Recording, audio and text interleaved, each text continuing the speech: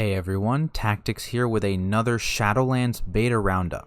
This is a bit of a short one this week as there were mostly just a few class changes, but let's not waste any time, so make sure you guys like and subscribe to be notified when I post more Warcraft content, and let's jump straight into it starting with Demon Hunters.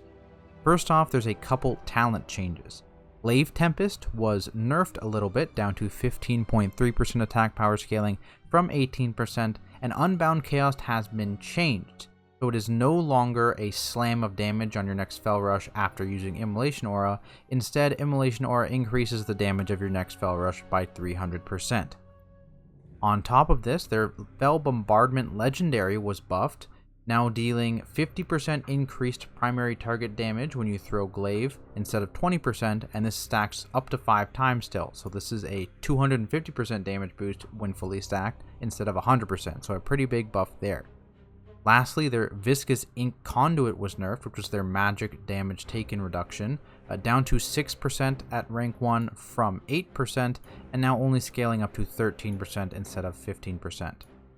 Next up, we have some nerfs to Frost Mages. So Ice Bite, which was their conduit that increased the damage of Ice Lance against frozen enemies, has been nerfed to do 4% from 25%, so that is a huge nerf, down 21% Ice Lance damage. And this was definitely needed. Their Ice Lance damage was very, very high and was dealing a big portion of their damage even in Mythic Plus, so this is their big nerf. They also saw a change to the Slick Ice Legendary. Previously it only reduced the cast time of Frostbolt by 5% per stack, and now it is the cast time and damage by 2% per stack. So overall just a little bit of a damage boost there. There's also a ton of monk changes this week. Starting with Brewmaster, Breath of Fire saw an increase to its damage portion both initially and on Cake Smash.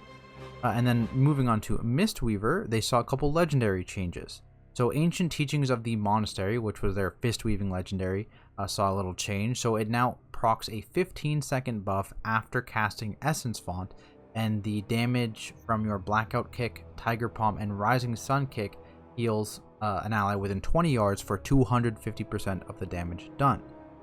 Overall, this is a pretty solid change, I think. It's a little bit of a buff to this legendary, and it hopefully makes the Fistweaving playstyle a bit more viable than it is currently. Next, Tear of the Morning saw a pretty much entire rework. It's now causing Vivify and Enveloping Mist to have a 10% chance to spread your Renewing Mist to another target. It also causes your Vivify healing through Renewing Mist to be 20% stronger, and your Enveloping Mist heals all allies with Renewing Mist for 20% of its healing. Overall, this is definitely worse than the previous effect, but it is a less broken design in general and hopefully will be easier to balance. Windwalkers also saw a legendary change to Kiefer's Skyreach, now granting 50% increased critical strike chance against your target, up from 30%. There's also a general change for all monks to Touch of Death, and now grants a different effect for each monk spec. So for Mistweavers, it grants 15% increased physical damage. For Windwalkers, it spawns 3 Chi Spheres, and for Brewmasters, it reduces delayed stagger damage by 200% of damage dealt. They also saw some Covenant changes, so Bone Dust Brew now has a 50% chance for abilities to proc again at reduced effectiveness, up from 35%. Bayline Stomp saw some pretty significant nerfs, down to 40% initial damage from 91%. And then the Windwalker portion, where it dealt 210% additional damage, is now down to 65% additional damage. It does, however, now also cause Stagger to be 5% more effective for 8 seconds. They also saw a change to Weapons of Order for Brewmasters, now causing Cake Smash to make targets take 8% increased damage for 10 seconds, stacking up to 4 times. Previously, this did 5% for 8 seconds, stacking up to 5 times, so overall this is a 32% damage taken increase on the targets, up from 25%, which is a nice little boost. Next up, we have some Holy Paladin legendary changes. So Shadowbreaker now causes all allies within your Light of the Dawn to benefit from your mastery as if they were 10 yards for 6 seconds. It also now causes Word of Glory to get a 50% increased benefit from your mastery. Shock Barrier also saw a change, now healing for 20% of your Holy Shock every 6 seconds instead of 32% spell power. From there, we have a talent change for Shadow Priest. Void Torrent got a little bit of a buff.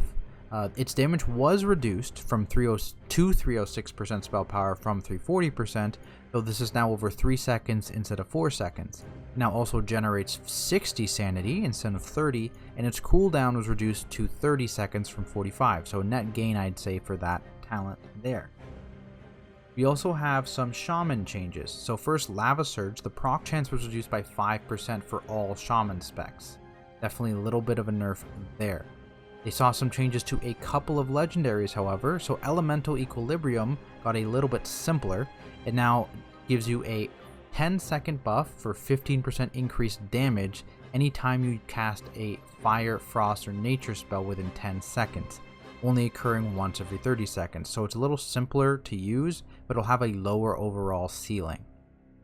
They also saw a change to Deeply Rooted Elements, now having an increased proc chance for all specs, so the Lava Burst proc chance is increased to 7% from 5, Riptide from 7% from 5, and Storm Strike to 8% from 5. On top of this though, Enhancement saw a couple nerfs. From last week we saw Wind Fury get buffed, but now it's nerfed again along with the Legendary a little bit. Down to 25% on the Legendary from 100% Wind Fury damage, and 24% attack power scaling on Wind Fury in general, down from 32%. Lastly, Echo of Eonar was redesigned again, now down to 1 proc per minute, and the proc now gives both you and your allies a 10-second buff, which is 10% damage and healing for you and 5% for your allies. Overall, just a little bit of a nerf from the previous version. But that is it for this week's Shadowlands Beta Roundup, guys. As always, thank you so much for watching, and make sure you like and subscribe if you enjoyed. You can also find me on Twitch and Twitter @Tactics if you want to keep up to date. Thanks again, and I will see you all in the next video.